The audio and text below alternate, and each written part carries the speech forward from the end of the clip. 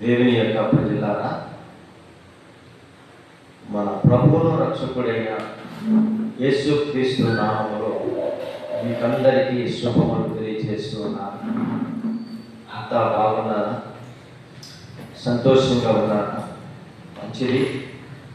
మీ కొరకు ప్రతిరోజు ప్రార్థన చేస్తూ ఉన్నాం. మీరు మీ కుటుంబాలు సంతోషంగా ఉండాలని, ఆరోగ్యవంతులుగా, బలవంతులుగా, దేవునికి కృపకు పాత్రలుగా ఉండాలని ప్రతిరోజు మేము మీ కొరకు ప్రార్థన చేస్తూ ఉన్నాం. మంచిది. మరొక రోజు మనం ఈ విధంగా కలుసుకోవడానికి దేవుని యొక్క చిత్తం, ఆయన యొక్క ప్రణాళిక, ఆయన యొక్క సంకల్పం అయింది. ఈరోజు కొద్ది నిమిషాలు, ప్రతిరోజు కొద్ది నిమిషాలు దేవుని యొక్క వాక్యంలో నుంచి మనం మాట్లాడుకుంటూ వస్తూ ఉన్నాం. ఈరోజు కూడా కొన్ని విషయాలు, ఈ మాటలు చాలా శ్రద్ధగా మనం ఆలోచిస్తే ఇందులో ఉన్నటువంటి విషయాలను మనము అర్థం చేసుకోగలం. చాలా వరకు అర్థం చేసుకోగలం. అర్థం చేసుకోకపోతే వ్యర్థమైపోతాం. పరిశుద్ధ గ్రంథము ప్రతి ఒక్కరికి ఇవ్వబడి ఉంది. ఇందులో ఉన్న విషయాలను మనం చదువుతూ ధ్యానిస్తూ ఉన్నప్పుడు ఆధ్యాత్మికంగా మనం బలపరచబడటానికి ఒక గొప్ప పుస్తకం అయినది మనకి. ఈరోజు నేను ఒక చిన్న విషయాన్ని జ్ఞాపకం చేసి మనము ప్రార్థన ఆశీస్సులతోటి మనం ఇక్కడి నుంచి బయటకు వెళ్తాం. ప్రతిరోజు మనం మాట్లాడుతున్న మాటలు కేవలము ఎవరికో ఒకరికైనా ఇద్దరికైనా ఉపయోగపడతాయేమన్న ఉద్దేశంతో ఈ మాటలు మనము మాట్లాడుతున్నాం. కనీసం మనకి దేవుడు ఇచ్చిన కృపను బట్టి ఎవరికి ఉపయోగపడకపోయినా మనము దేవుడు మనకిచ్చినటువంటి ఆ యొక్క కృపను బట్టి మనం మాట్లాడుతున్నప్పుడు ఈ మాటలు ఎవరికి ఉపయోగపడకపోయినా, ఎవరు ఒకవేళ వినకపోయినా ఖచ్చితంగా ఈ మాటలు దేవుడు మాత్రం ఆలోచిస్తాడు. ఎందుకంటే దేవుడు మనకు పెట్టిన ఈ భారము, బాధ్యతను బట్టి మనం మాట్లాడుతున్నప్పుడు ఈ మాటలు ప్రభు ఖచ్చితంగా ఆనందిస్తారు. ఆకాశంలో ఇవి రికార్డ్ అవుతున్నాయి. ఆ దినమున ఇవన్నీ కూడా ఆయన ఓపెన్ చేస్తున్నప్పుడు ఖచ్చితంగా ఈ మాటలు అప్పుడు మనం వినగలుగుతాం. ఇప్పుడు వినలేని వారు కూడా అప్పుడు వింటారు కానీ ఉగ్రత నుంచి తప్పించబడలేదు. ఆ రోజు ప్రసాద్ గారు మాట్లాడారు, అలాగే చాలామంది దైవ సేవకులు మాట్లాడారు, కానీ మేము ఆలకించలేకపోయాము, వినలేకపోయాము. ఇంత భయంకరమైనటువంటి ఒక ఉగ్రత, భయంకరమైనటువంటి పరిస్థితి ఎలాగా ఉంటుందని మేము ఆ రోజు ఊహించలేకపోయాము అని ఆ రోజు మీరు ఎంత రొమ్ము కొట్టుకొని ఏడ్చిన ప్రయోజనం ఉండదు. బ్రతికుండగానే ప్రభువుని తెలుసుకోవాలి. సజీవులమై ఉండగానే ప్రభు యొక్క వాక్యాన్ని వినాలి. దేవుని చావుకులు చెబుతున్నటువంటి మాటలు మనము గుర్తించి గ్రహించాలి. ఊరకనే వారికి పనిపాటలు లేక దేవుని యొక్క వాక్యాన్ని వారు బోధించరు. దేవుని చావుకుడిగా దేవుడు మాకు ఇచ్చినటువంటి ఆ యొక్క అవకాశమును బట్టి, ఆధిక్యతను బట్టి పలకమన్న మాటలు, చెప్పమన్న మాటలు చెప్పాలి, పలకమన్న మాటలు పలకాలి. అది ఖచ్చితంగా దేవుడు చెప్పమన్నాడు కనుక అది మేము చెప్పాలి. చెప్పకపోతే దేవుని దగ్గర మేము లెక్క అప్పగించుకోవాల్సిన వారిని ఉంటాం. అంతేకాకుండా దేవుడు కూడా మేము చెప్పకపోతే మమ్మల్ని దేవుడు ఏం చేస్తాడంటే గద్దిస్తాడు, లేదా శిక్షిస్తాడు, మమ్మల్ని కూడా కఠినంగా బాధిస్తాడు. అందుకే ఆ బాధ పడలేక దేవుడు మాకు ఇచ్చిన ఆ యొక్క వాగ్దానం బట్టి ఈ మాటలు ప్రజలకు తెలియచేసుకుంటూ వెళ్ళిపోతూ ఉంటాం, ప్రజలకు చెప్పుకుంటూ వెళ్తుంటాం. ఏదైనా కొంచెము 2-3 మాటలైనా ఏదో ఒక సందర్భంలో, ఏదో ఒక సమయంలోనైనా ఈ మాటలు వాళ్ళ హృదయాలకి తాకకుండా పోవు. ఈ మాటలు వాళ్ళ హృదయాలకి హత్తుకొనకుండా పోవు. ఏదో కొంచెమైన ఈ మాటల మీద కాస్త మీరు మనస్సును పెట్టి ప్రభు వైపు తిరుగుతారేమో అన్న ఆశయం మాకు ఉంటుంది. ఎందుకంటే మీరు ప్రభు తట్టు తిరిగితే మీరు చాలా ధన్యులు. మేము కూడా ఏం చేస్తామంటే దేవుని మహిమపరుస్తాం. పర్వాలేదు, మనం చేసిన పనికి ప్రతిఫలం ఉంటుంది. మనం చెప్పినటువంటి వాక్యము కొంతమంది అయినా, ఒకరైనా ఇద్దరైనా స్పందిస్తున్నారు, ఎవరైనా కాస్త స్పందించి ఆలకించి ఆ మాటలు బట్టి వారి జీవితాలు మార్చుకొని ప్రభు కృపకి అప్పగించబడుతున్నారు అన్న దాని గురించి మేము కూడా సంతోషిస్తాం. మాకంటూ దేవుడు మరి ఎక్కువగా సంతోషిస్తాడు.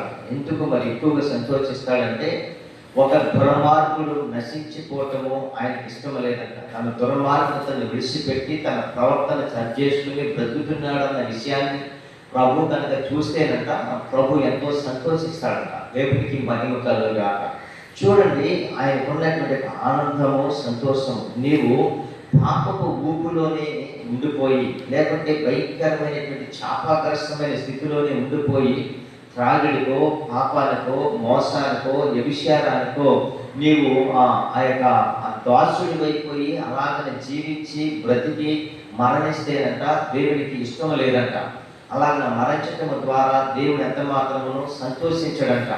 నీవు ఎప్పుడైతే పాపాన్ని విడిచిపెట్టుకొని, మోసాన్ని విడిచిపెట్టుకొని, అక్రమ సంబంధాలను విడిచిపెట్టుకొని, దుర్మార్గతను విడిచిపెట్టుకొని మంచి ప్రవర్తన కలిగి మంచి జీవితాన్ని కలిగి జీవిస్తేనంట దేవుడు సంతోషిస్తాడంట. అవును, ఎందుకంటే దేవుడు కూడా మనల్ని మంచిగా బ్రతకమని, మంచిగా జీవించమని, యథార్థముగా బ్రతకమని, మంచి ప్రవర్తన కలిగి బ్రతకమని, నన్ను ఎరిగి మీరు తెలుసుకొనండి, జీవించండి అనే ప్రభు కూడా మనకి తెలియజేసుకుంటూ వచ్చాడు. నిజమే ప్రియమైన నా దేవుని ప్రజలారా, ఈరోజు ఎంతో మంది ప్రజలను మనం చూస్తూ ఉన్నాం. ఇలాగ పబ్లిక్గా బయటికి రోడ్లా ఉంటా తిరిగి, బాబు నువ్వు బ్రతుకుతున్న బ్రతుకు మంచిది కాదురా, నీవు అలాగే నా బ్రతకకూడదురా అని నేను చెప్పుకుంటూ వెళ్ళాను ఇంకో రోడ్లో ఉంటా. వాళ్ళు తిరిగి నన్ను బాధ్యత, ఎందుకంటే వాడు చెప్పొచ్చాడులే అన్నట్లుగా మమ్మల్ని చూస్తూ ఉంటారు. కానీ దేవుడు మాకు చెప్పమన్న విషయాలు ఖచ్చితంగా ఈ విధముగా దేవుని కొలిపేట మీదట నిలవబడి మా ముందున్నటువంటి మీకు అంటే విశ్వాసమైన వారులారా మారు మనసు కలిగి దేవుని సన్నిధిలోకి వచ్చి ఉంటున్నటువంటి మీకు తెలియచేసిన విషయము మీతో పరంగా ఈ మైక శబ్దం ద్వారా వింటున్నటువంటి వారికి కూడా ఈ మాటలు ఉపయోగకరంగా ఉండాలని మేము వారి వరకు ఈ మాటలు మాట్లాడుకుంటూ వస్తున్నాం. మీరంటే మాకు ద్వేషం లేదు, మీరంటే మాకు కోపము లేదు, మీరంటే మాకేమాత్రం ఈర్ష్య మిత్రభేదము మాకు లేదు. మీరందరూ నా స్నేహితులు, మీరందరూ నా యొక్క బంధుమిత్రులు, నా యొక్క రక్త సంబంధికులు, నా గ్రామ ప్రజలు, నా ప్రాంతీయ ప్రజలు. కనుక మీరందరూ కూడా దేవుని కృపలో ఎదగాలని, మీరు కూడా మావలనే ప్రభువుని కలిగి ఎరిగి తెలుసుకొని దుర్మార్గతను విడిచిపెట్టి మంచి ప్రవర్తన కలిగి జీవించాలన్న దాని కొరకే మా యొక్క ఆశ, మాకున్నటువంటి ప్రభు పెట్టిన కోరిక అది. దాన్ని బట్టి మేము మాట్లాడుకుంటూ వస్తున్నాం, కానీ వేరొకటి ఏమి కాదు. ఈరోజు ఒక చిన్న విషయాన్ని మీ ముందు తీసుకురావాలని మాట్లాడుకుంటూ వస్తున్నాం. ఎందుకంటే ప్రవక్త అయినటువంటి యొక్క ఇర్మియాని ప్రభు అయినటువంటి దేవుడు పిలిచాడు.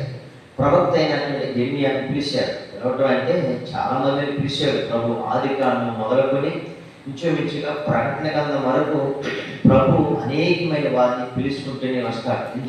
ఎందుకు పిలుస్తున్నాడు వాళ్ళనంటే, వాళ్ళని పిలిచి ఫలానా స్థలానికి మీరు వెళ్ళాలి, ఫలానా ప్రాంతానికి మీరు వెళ్ళాలి, ఆ ప్రాంతానికి వెళ్ళి ఆ ప్రాంతంలో ఉన్న ప్రజల మధ్యలో నీవు నిలవబడి, లేకుంటే నీవు అక్కడ దేవుని యొక్క వాక్యాన్ని నేను నీ నోటికి వచ్చిన మాటలు మాత్రమే వాళ్ళకి మీరు చెప్పాలి అనేటువంటి విషయాలు దేవుడు ప్రకటన గ్రంథం వరకు, ఆదికాండం నుంచి ప్రకటన గ్రంథం వరకు అనేకమైన ప్రవక్తలను పిలుచుకొని వాళ్ళకి ఉపదేశించి వాళ్ళని బలపరిచి పంపిస్తున్నటువంటి క్రమం అది.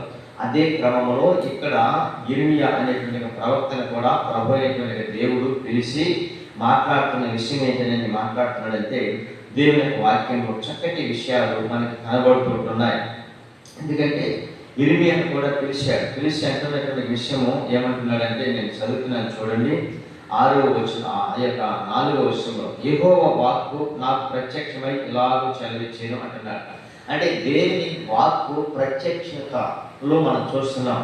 యెహోవా వాక్కు ప్రత్యక్షమై ఇలాగూ చదివించాను, గర్భములో నేను నిన్ను రూపింపక మునిపే నేను ఎరిగితిని, నీవు గర్భము నుండి బయలుపడక మునిపే నేను నిన్ను ప్రతిష్ఠించి తిని, జనములకు ప్రవక్తగా నిన్ను నియమించి తిని అంటున్నాడు. అంటే గర్భములో పిండమనై ఉండగానే నా కన్నులు నిన్ను చూచినవి అన్నట్లుగానే వాక్యంలో మన 139వ కీర్తనలో చూస్తున్నట్లుగా ఇక్కడ కూడా దేవుని యొక్క వాక్ అంట ఇర్మియాకు ప్రత్యక్షమైందంట. ప్రత్యక్షమై ఆయనతో మాట్లాడుతున్న విషయం ఏంటంటే, నీవు గర్భము నుండి బయలుపడక మునిపే నేను నిన్ను ప్రతిష్ఠించి తిని అంటున్నాడు.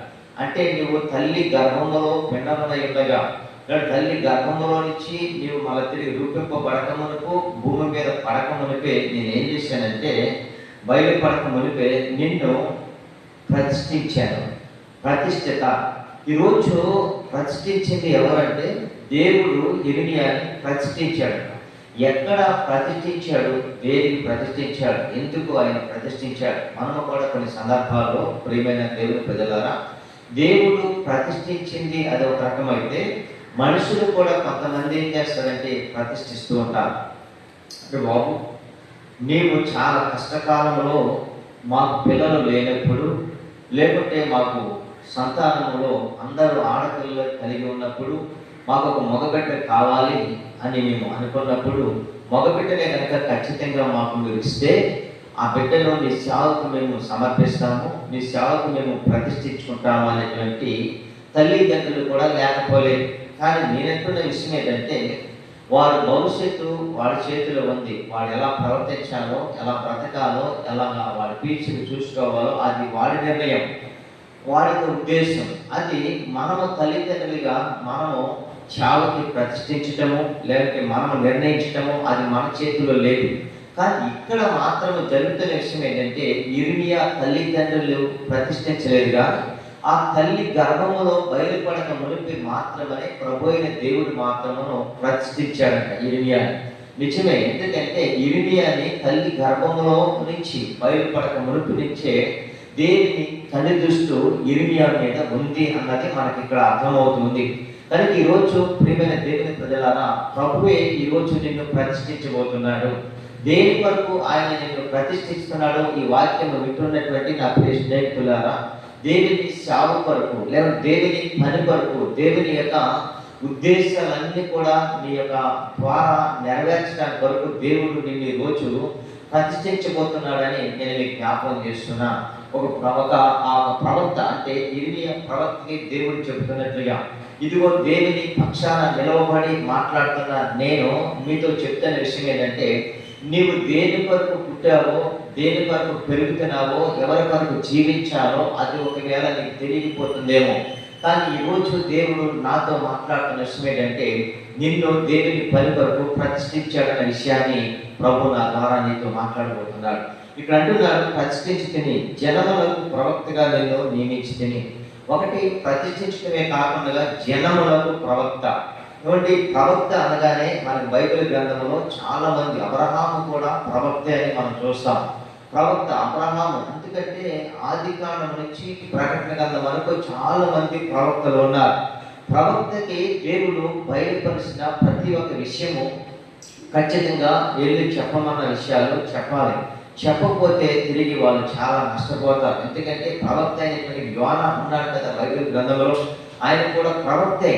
ఆయనకి నెనవే పట్టణానికి వెళ్ళమని దేవుడు చెప్పాడు, బయలుపరిచాడు, తెలియజేశాడు. నెనవే పట్టణము చాలా భయంకరమైనటువంటి పరిస్థితి కలిగి ఉంది కనుక ఆ పట్టణానికి మరి ఉగ్రత రాబోతుంది, ఆ పట్టణానికి వెళ్ళి సువార్తను ప్రకటించని ప్రవక్త అయినటువంటి యోనాని పంపించాడు. అంటే దేవుడు ప్రవక్తను పంపిస్తాడు. ఆ ప్రవక్తను పంపించడానికి ముందుగా తల్లి గర్భంలో బయలుపడక మునిపే దేవుడు వాళ్ళని ప్రతిష్ఠించేశాడు, ఏర్పాటు చేసేశాడు. ఎవరు కాదనుకున్నా, ఎవరు వద్దనుకున్నా ఆ ఖచ్చితంగా వాళ్ళు మాత్రం దేవుని మాట వినవలసిందే. తల్లిదండ్రుల మాట ఒకవేళ వినకపోయినా దేవుడు మాత్రం వాళ్ళని జింపు పుచ్చుకొని, లేకుంటే చేయి పట్టుకొని ఎక్కడ ఉన్నా ఈడ్చుకొచ్చి దేవుని పని వరకు దేవుడు నిలబెడితే కనుక తప్పనిసరిగా ఆ పని ఎలా ఉంటుందంటే అద్భుతముగా దేవుడు దాన్ని కొనసాగించడానికి ఆయనే సహకారిగా నుండి నడిపిస్తున్నాడు. ఎందుకంటే ఈరోజు దేవుడు ప్రతిష్ఠించుకుండగా, దేవుడు మనల్ని అభిషేకించుకుండగా, దేవుడు మనల్ని వాడుకొనకుండగా, మనల్ని మనము ప్రతిష్ఠించుకున్న, మనల్ని మనము నిర్ణయం తీసుకున్న, మనల్ని మనము చేసుకున్న ఈ పనిని ఇలా చేయాలి, అలా చేయాలని నిర్ణయించుకున్నా, ప్రతిష్ఠించుకున్నా ఇది కొనసాగించలేము. ఎందుకంటే ఇది మన నిర్ణయం కనుక, ఇది మనము ప్రతిష్ఠించుకున్నా కనుక మనము ఆ అవసరాన్ని బట్టి బాగుంది అనుకుంటే చేస్తాం, లేదు అనుకుంటే మానేసుకుంటాం. కానీ ప్రభువే కనుక ఖచ్చితంగా నేను కనుక తల్లి గర్భములో బయలుపడక మునిపే పిండమన ఉండగానే నిన్ను గనక ప్రతిష్ఠిస్తే ఖచ్చితంగా ఆ పని నీవు చేయవలసిందే. చేయను అన్నా సరే తర్వాత వాళ్ళు తిరిగి తీసుకెళ్ళి యోనాని ఎలాగనైతే ఆయన నిలబెట్టి బలపరిచాడో అలాగనే ఈరోజు ప్రభు నిన్ను ప్రతిష్ఠించబోతున్నాడు. ప్రభు నిన్ను జనములకు ప్రవక్తగా నియమించబోతున్నాడు. ఎందుకంటే ఖచ్చితంగా దేవుని సేవకుల ద్వారా మాట్లాడుతున్నప్పుడు ఒకవేళ నీవు అనుకోవచ్చు, నేను ఈ పనిని చేయలేను, నా వల్ల కాదు, చదువు లేదు, జ్ఞానం లేదు, విద్య లేని పామరుడను, పాండిత్యం ఎరగిన వాడను, నాకు ఏమాత్రము కూడా పరిశుద్ధ గ్రంథము చదవటము రాదు, పాట పాడటం రాదు, ప్రార్థన చేయటం రాదు, నా వల్ల కాదు అనుకున్న అవసరం లేదు అనుకుని ఒకవేళ వెనకాడుతున్నప్పటికీ కూడా దేవుడే గనక నేను ప్రతిష్ఠిస్తే తల ద్వారా, దర్శన ద్వారా, ప్రవచన ద్వారా మాట్లాడి నిన్ను బలపరిచి నిన్ను ఎక్కడికి ఏ జనముల మధ్యలోకి తీసుకెళ్ళి ప్రవక్తగా పెట్టాలో ఆ జనముల మధ్యలోకి తీసుకెళ్ళి నిన్ను ప్రవక్తగా నిలవబెట్టి ఆయన నిన్ను వాడుకుంటాడు. దేవునికి మహిమ కలుగుగాక. ఇక్కడ ప్రభు ఏంటంటే దేవుడు మాట్లాడుతుంటే నియమించితిని అనేటువంటి మాటని మాట్లాడుతుంటే ఇక్కడ అంటున్న విషయం ఏంటంటే ఇర్మియా కూడా ఏమన్నా, అయ్యో ప్రభువుకి యెహోవా చిత్తగించము, నేను బాలుడని మాట్లాడటకు నాకు శక్తి చాలదని నేను అనగా, అంటే ఇర్మియా కూడా మాట్లాడుతున్నాడు, నేను బాలుడను, మాట్లాడటకు నాకు శక్తి చాలదు. నువ్వు వెళ్ళమంటున్నావు, రాజుల దగ్గరికి వెళ్ళమంటున్నావు, అధికారుల దగ్గరికి వెళ్ళమంటున్నావు, ఇంకా అనేకమైనటువంటి యువత రాజుల దగ్గరికి వెళ్ళమంటున్నావు, అనేకమైన దేశ నివాసుల యొద్దకు వెళ్ళమంటున్నావు, కానీ నేను వారి మధ్యలోకి వెళ్ళి ఎలాగైనా నేను సువార్తని ప్రకటించగలను. ఇది దేవుడు నాతో మాట్లాడమన్న మాటలు, మీతో చెప్పమన్న విషయాలు చెప్తానికి వచ్చాను, దేవుడు నన్ను పంపించాడని ఒకవేళ అక్కడ నేను మాట్లాడితే వాళ్ళు నన్ను నా మీద తిరుగుబాటు చేస్తారు అని ఇలాగన అనుకుని ఈ అంటున్న విషయం ఏంటంటే నేను బాలుడను అంటున్నాడు. నేను బాలుడను, అంతేకాకుండా మాట్లాడటకు నాకు శక్తి సాలదు. నిజమే, క్రీస్తునందు ప్రియమైన దేవుని ప్రజలారా, మాట్లాడటకు శక్తి సాలదు. వాస్తవానికి లోకములో మాటల్లో మాట్లాడటానికైతే ఏ విధముగానైనా సరే మాట్లాడతాం, చదవనైతాం. నిజమే, దేవుని మాటలు మాట్లాడాలంటే మన శక్తి సాలదు. ఎందుకంటే దేవుని వాక్కు ప్రత్యక్షతలు మనము చెప్పలేము. దేవుడే సాక్షాత్తుగా ఆ మనుష్యును ప్రతిష్ఠించి నియమించి జనములకు ప్రవక్తగా ఏర్పాటు చేస్తుండే కనుక ఖచ్చితంగా నీ నోటికి ఆయనే బోరగా ఉంటాడు. ఈరోజు ఒకవేళ నీవు ఆ ప్రజల మధ్యలోకి వెళ్ళటానికి వెనకాడుతున్నావేమో, ఆ ప్రజల మధ్యలోనికి సువార్త ప్రకటించమని ప్రభు చెప్పినా వెళ్ళటానికి వెనకాడుతున్నావేమో, ప్రభు ఈరోజు మరొక విషయాన్ని దేవుడు మనకు చెప్తున్న విషయం ఏంటంటే, మాట్లాడడానికి నీకు శక్తి చాలకపోయినా, నీవు బాలుడివైనా నిన్ను నిలవబెట్టేది, నిన్ను బలపరిచేది, నిన్ను అభిషేకించేది, నిన్ను ప్రతిష్ఠించింది, నిన్ను తల్లి గర్భంలో నుంచి బయలు పడకమనిపై ప్రతిష్ఠించి నియమించింది ఎవరంటే తల్లి కాదు, తండ్రి కాదు, దేవుడే నిన్ను నియమించాడు. ఆయన నీకు కొన్ని సూచనలు ఇస్తాడు, కొన్ని అద్భుతాలు నీ ఎడల నీ ద్వారా జరిగిస్తాడు. ఆ సూచక్రియలు, మహత్కార్యాలు నీ ద్వారా జరిగించి నీకు బలపరిచి నడిపిస్తాడు. ఎందుకంటే వాటి ద్వారా అయినా సరే నీవు ఖచ్చితంగా బయలు వెళ్తావని, ప్రభు చూపించిన స్థలానికి వెళ్ళి దేవుని సువార్తను ప్రకటిస్తావని దేవుని యొక్క ఉద్దేశం. అయితే దేవుని యొక్క లేఖనంలో నేను బాలుడను అంటున్నప్పుడు, మాట్లాడటం నాకు శక్తి సాలదని మాట్లాడుతున్నప్పుడు ప్రభు చెప్తున్న విషయం ఏంటంటే, నేను బాలుడని అనవద్దు, నేను బాలుడని అనవద్దు, మాట్లాడటానికి నాకు శక్తి సాలదని కూడా నీవు అనవద్దు. ఎందుకంటే నేను నిన్ను పంపు వారందరి యొద్దకు నీవు పోవాలను చెప్పాను కదండి మొదట్లో. నేను పంపుతున్న వారందరి దగ్గరికి వెళ్ళాలి. ప్రవక్త అంటే అంతే. ప్రవక్తకి దెబ్బలు ఉంటాయి, బాధలు ఉంటాయి, కష్టాలు ఉంటాయి, నష్టాలు ఉంటాయి, సమస్యలు ఉంటాయి. ఇటు తిరిగితేనేమో దేవుడి దగ్గర ఒప్పుకున్నటువంటి వడబడిని బట్టి, దేవుడు నిన్ను ప్రతిష్ఠించి నియమించిన దాన్ని బట్టి, దేవుడు ఎలమన్న దాన్ని బట్టి మనం వెళ్ళి అక్కడ చెప్తేనేమో ఆ ప్రజలు వినరు, ఆ ప్రజలు నమ్మరు. నీవొకడు తయారయ్యావా, నీవొకడు వచ్చావా అని వాళ్ళు నిందిస్తారు, అవమానపరుస్తారు, కాళ్ళతో పడతారు. అలా అనుకుని తిరిగి వస్తేనేమో ప్రభు ఖచ్చితంగా వెళ్ళి నీ నోటికి నా మాటలు ఉంచాను కదా, నా మాటలు బట్టి నీవు పోవాలి, నీకు ఆజ్ఞాపించిన సంగతులన్నీ కూడా వాళ్ళకి చెప్పాలని ప్రభు చెప్పినప్పుడు వెళ్ళి మనం చెప్పాలి ఖచ్చితంగా. కనుక క్రీస్తునందు ప్రియమైన దేవుని ప్రజలారా, ఇలాంటి సందర్భాలు అనేకమైనటువంటివి విశ్వాసులుగా ఉన్నటువంటి వారికి దేవుడు నియమించుకొని ప్రతిష్ఠించుకున్నప్పుడు వాళ్ళకి చాలా మందికి ఇలాంటి సందర్భాలు ఎదురవుతుంటాయి. అంటే వాళ్ళని దేవుడు ఏర్పాటు చేసుకుంటున్నాడు అన్న విషయాన్ని మీరు గుర్తించండి. అందుకే నేను ఈ విషయాన్ని జ్ఞాపకం చేస్తున్నా. నేను కూడా ఒక సంఘములో సభ్యుడిగా విశ్వాసిగా నుండినప్పుడు నాకు ఇలాంటి సందర్భాలు చాలా ఎదురవునివి. అందుకనే నేను మీకు ఈ విషయాలను చెప్పడానికి నిలబడ్డాను. ఎందుకంటే నేను కూడా ఒక విశ్వాసం ఉన్నప్పుడు ప్రభు అయిన దేవుడు ఇక్కడ ఏమన్నాడంటే, నేను నిన్ను పంపువారి యొద్దకు నీవు వెళ్ళాలి పోవలేను అన్నాడు. నేను నిన్ను పంపువారి యొద్దకు నీవు వెళ్ళాలి అన్నాడు. అంతేకాదు నీకు ఆజ్ఞాపించినవన్నీ సంగతులు కూడా వాళ్ళకి చెప్పాలి అని చెప్పాడు. అలాగనే పరిశుద్ధాత్మ దేవుడు నాకు అనేకమైన చాలు ఆత్మ ప్రేరేపణ చేత కళ ద్వారా దర్శనం ద్వారా ఆయన మాట్లాడుతూ నీవు ఇదిగో ఫలానా స్థలానికి వెళ్ళు, ఫలానా ప్రాంతానికి వెళ్ళు అని ప్రభు నాతో చాలాసార్లు మాట్లాడుతుండేవాడు. సరే, నేను ప్రార్థన చేసుకునేవాడు, ప్రభా ఇది నీవు ఇచ్చిన ప్రేరేపణ, నీవు ఇచ్చినటువంటి ఆలోచన, నాకు చదువు లేదు, జ్ఞానం లేదు, ఎలాగనని నేను కూడా చాలాసార్లు సందేహించి చాలాసార్లు వెళ్ళనటువంటి పరిస్థితులు కూడా ఉన్నప్పుడు కొన్ని ప్రమాదాలకి ఆపదలకి కూడా నేను గురవటము చూశాను నా జీవితంలో. తర్వాత ప్రభు చిత్తమని బట్టి ప్రభా నేను వెళతానని ప్రభు చూపించిన దాన్ని బట్టి నేను వెళితే అక్కడ వెళ్ళి ప్రభాని స్థలానికి వెళ్ళమంటున్నా కదని దాన్ని ముందుగా ప్రార్థన చేసుకుని బయలుదేరి అక్కడికి వెళ్ళి వారితో మాట్లాడినప్పుడు కొన్ని సందర్భాలు దేవుడు చిత్తము అక్కడ జరుగుతుండేది. దేవునికి మహిమ కలుగుగాక. దేవుని యొక్క ప్రణాళిక అక్కడ జరుగుతూ నెరవేర్చబడుతుండేది.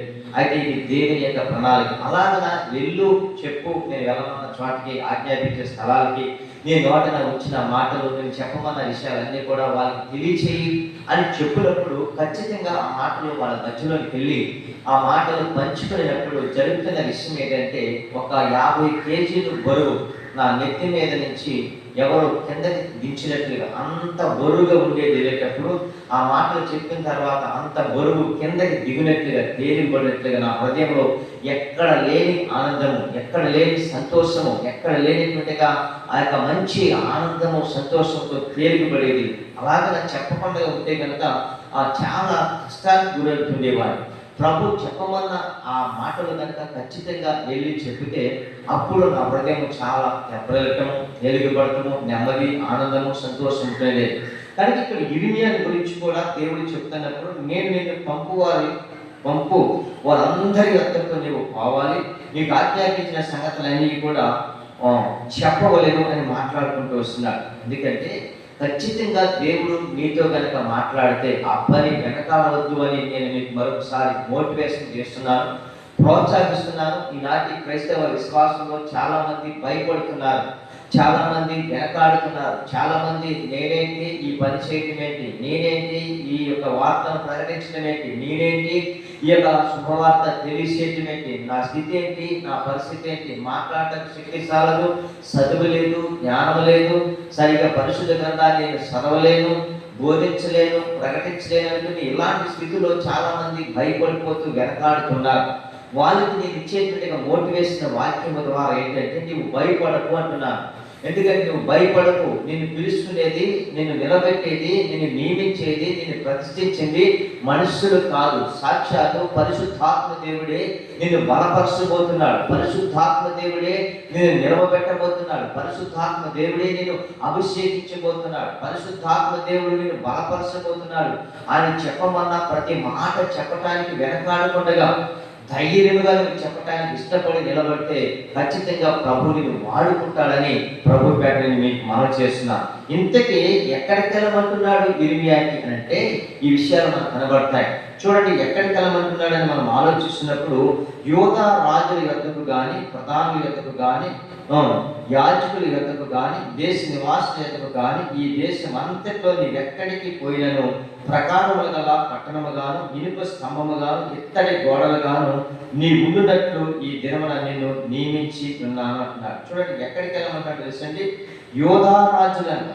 చూడండి, యోధా రాజుల దగ్గరికి, ప్రధానుల దగ్గరికి, యాజకుల దగ్గరికి, దేశ నివాసుల యొద్దకు కానీ, ఏ దేశం అంతటికి నీవెక్కడికి వెళ్ళినా, నేను వెళ్ళమన్నా కాడికి వెళ్ళాలి, అక్కడికి వెళ్తే ఖచ్చితంగా నీకు భయపడిన అవసరంలే, వాళ్ళ దగ్గరికి మీరు వెళ్ళాలని ప్రభువు మాట్లాడుకుంటూ వస్తున్నారు. ఖచ్చితంగా నిజంగా ఈరోజు మన ప్రాంతంలో మనం చేస్తున్నటువంటి సువార్త పని ఎవరికి తెలియకపోవచ్చు, మన ఇరుగు పొరుగున్న వారికి, మన వెనక ముందున్న వారికి తెలియకపోవచ్చు. దాదాపుగా 10 సంవత్సరాల నుంచి మనం ఈ సేవా పరిచయం చేస్తున్నప్పటికీ కూడా ఎవరికి అర్థం కాకపోయినా దేవుడికి కనుక ఈ పని మనం చేస్తున్నాం కనుక దేవుడికి మాత్రం ఖచ్చితంగా మనం ప్రీతికరంగానే ఉంటాం, భయపడిన అవసరం లేదు. అయితే ఇలాగ నేను పంపించు వారు అందరి వద్దకు నేను వెళ్ళాలి అని చెప్పాడు. ఆయన వెళ్ళటానికి ఇలాంటి వారి దగ్గరికి, రాజుల దగ్గరికి వెళ్ళాలి, అధికారుల దగ్గరికి వెళ్ళాలి, దేశ నివాసుల దగ్గరికి వెళ్ళాలి అని మాట్లాడుతూ 8వ వచనంలోకి వచ్చేసరికి వారికి భయపడకము అన్నాడు. మరి నేను వెనక్కి వచ్చాను. వారికి ఎవరికి అంటే ఆ రాజుల దగ్గరికి పంపిస్తున్నానా, రాజుల దగ్గరికి వెళ్ళి నిలబడు, నేను చెప్పమన్నానా, ఏదైతే చెప్పమన్నానో ఆ మాటలు వాళ్ళకి చెప్పు అన్నాడు. అది రాజుల దగ్గరికి వెళ్ళు అన్నాడు. అలాగే అధికారుల దగ్గరికి వెళ్ళు, యాజకుల దగ్గరికి కూడా వెళ్ళు, నువ్వు ప్రవక్తని. అయితే యాజకులు కూడా, యాజకులు అంటే ఎవరు? దేవుని సేవకులే. సేవకుల దగ్గరికి కూడా వెళ్ళాలి నిజమే. ఎందుకంటే సేవకులు ప్రమాణం తప్పుతూ ఉంటారు, మార్గాన్ని తప్పుతూ ఉంటారు, వాళ్ళు ఆ స్థితిగతులు మరి తప్పుతూ ఉంటారు. కనుక వాళ్ళ దగ్గరికి కూడా వెళ్ళి నీ నోటన వచ్చిన మాటలు ఆ ప్రవక్తల దగ్గర, ఆ యొక్క యాజకుల దగ్గర కూడా నువ్వు ప్రకటించాలి, బోధించాలనే విషయాలు ప్రభు అయిన దేవుడు మాట్లాడుతున్నాడు. వారికి భయపడకము, నిన్ను విడిపించుటకు నేను నీకు తోడై ఉన్నాను. దేవుని స్తోత్రం కలుగుగాక. ఈరోజు ప్రభు చివరిగా మనతో మాట్లాడుతున్నాడు. నేను నీకు పంపించిన వారందరి దగ్గరికి వెళ్ళు, నువ్వు భయపడిన అవసరం లేదు. ఎందుకంటే వారికి నువ్వు భయపడకుండా ఉండాలి. అంతేకాదు నిన్ను విడిపించుటకు నేనేమైనానంటే తోడై ఉన్నాను అంటాడు. అవును, ఎందుకంటే ప్రవక్తకి తోడై ఉన్న దేవుడు, ప్రవక్తకి బలపరిచి అభిషేకించిన దేవుడు, ప్రవక్తతో మాట్లాడిన ఆ ప్రభువు ఈరోజు నేను నీతో మాట్లాడుతున్న విషయం మరి ఇర్మియాకి తోడై ఉన్న దేవుడు, ఇర్మియాకి బలపరిచిన దేవుడు, ఇర్మియా తల్లి గర్భములో బయలుపడక మునిపే ప్రతిష్ఠించి నియమించి జనములకు ప్రవక్తగా చేసిన ఆ ప్రభువే ఈరోజు నీకు అనేకమైన ప్రజలకు మధ్యలోనికి తీసుకెళ్ళటానికి నిన్ను కూడా ఒక ప్రవక్తగా ప్రభు చేయబోతున్నాడు. నిన్ను కూడా ప్రభు ఒక మంచి ఆ జనములకు ప్రవక్తగా చేసి ఆయన బహు బలముగా వాడుకోవటానికి అభిషేకించబోతున్నాడు. భయపడకు, దేవుడు నీకు తోడై ఉన్నాడు. ఖచ్చితంగా తోడై ఉన్న దేవుడు ఆయన అంటున్నాడు, తోడై ఉన్నాను, ఇదే యెహోవా వాక్కు అని మాట్లాడుకుంటూ వస్తున్నాడు. కనుక అప్పుడు యెహోవా చేయి చాపి నా నోరు ముట్టి ఇలాగ చదివించాను, ఇదిగో నేను నీ నోట నా మాటలు ఉంచి ఉన్నాను. వీళ్ళ దేవుడు ఈరోజు నీతో నాతో మనందరితో మాట్లాడుతున్న విషయంలో మీ నోట నా మాటలు ఉంచి ఉన్నాను. భయపడక, నేను తోడై ఉన్నాను. నేను వెళ్ళమన్న స్థలాలకు వెళ్ళి నేను ప్రకటించమన్న మాటలు మీరు ప్రకటించండి, నా పని మీరు చేయండి. నేను మిమ్మల్ని నియమించాను, ప్రతిష్ఠించాను, తల్లి గర్భంలో బయలుపడక మునిపే మిమ్మల్ని నేను ఏర్పాటు చేస్తున్నాను. ఏ విషయాల్లో కూడా మీరు భయపడక మాట్లాడటం శక్తి స్థానాలు అనుకోవద్దు. ఎందుకంటే మీ నోటికి నా మాటలు ఉంచాను కనుక నా మాటలు మీరు తెలియచేయని ప్రభు చెప్తున్నాడు. ఈరోజు అదే మాటలు దేవుడు మీ నోటని నా నోటని ఉంచాడు. ఈ మాటలు బట్టి మనం అనేకమైన ప్రాంతాలకి, అనేకమైన స్థలాలకి ప్రభు వెళ్ళమనకుండా మనం వెళ్ళి ఆపదలలో, సిక్కులలో, ప్రమాదంలో మనం పడవద్దు. కొన్ని దేవుడు చెప్పినవి మాత్రమే మనం చెప్పుదాం. దేవుడు వెళ్ళమన్న ప్రాంతాలకి, వెళ్ళమన్న స్థలాలకి, వెళ్ళమన్న కుటుంబాలకి దర్శించుదాం. అలా కాకుండా ప్రభు చెప్పమన్న మాటలే కాకుండా దేవుడే నాకు చెప్పాడని అబద్ధమాడి మోసం చేసి ముసుగేసుకుని మనం వెళ్ళి ప్రజలు మోసగించడం కాదు. దేవుని ఆత్మ ప్రేరేపణ చేత నడిపించినప్పుడు అలాగే వెళదాం. అట్టి కృప దేవుడు నీకు నాకు మనకందరికీ అనుగ్రహించిన గాక. ప్రార్థన చేసుకుందాం. పరిశుద్ధమును నమ్మకమును పరలోకమంతున్న మా తండ్రి, మీకు స్తోత్రాలు, వందనాలు తెలియజేస్తూ ఉన్నాను. ఈరోజు మరొకసారి ఇర్మియాని గురించి మా ముందు పెట్టారు. నిజంగా ఇర్మియాని బలపరిచిన దేవుడిని, తల్లి గర్భంలో బయలుపడక మునిపే నీకు ప్రతిష్ఠించి నియమించావు జనములకు ప్రవక్తగా. మేము కూడా యోగ్యత అర్హత లేని మమ్మల్ని కూడా మీరు బలపరిచారు. చదువు లేని మాకు, విద్య లేని పామరులమైన మమ్మలను మీ ఆత్మశాత అభిషేకించి బలపరిచి మా నోటన మీ మాటలు ఉంచారు. మీరు పలకమన్న మాటలే మేము పలకాలి తప్ప వేరొకటి పలకకూడదని మీరు మాట్లాడుకుంటూ వచ్చారు. మీరు మాకు ఇచ్చిన అభిషేకం, మీరు మాతో మాట్లాడిన మాటలు మేము మాట్లాడటకు మీ కృప మాకు అనుగ్రహించండి. ఈ పరిచయం మీరు దీవించి ఆశ్రయించమని, సమస్త ఘనత, మహిమ, ప్రభావం మీరు పొందుకోమని మీ ప్రియ కుమారుడు మా రక్షకుడై యేసుక్రీస్తు నామములో ఈ ప్రార్థన సమర్పించి పొందేదాం తండ్రి. ఆమేన్. యేసు రక్తమే చేయి, ప్రభు యేసు రక్తమే చేయి, యేసు రక్తం సంపూర్ణ విషయం కలుగా. ఆమేన్, ఆమేన్, ఆమేన్. ప్రభు నామానికి స్తోత్రాలు. మీ అందరికీ వందనాలు. దేవుడు మిమ్మల్ని మీ కుటుంబాలు దీవించి ఆశీర్వదించును గాక. God bless you.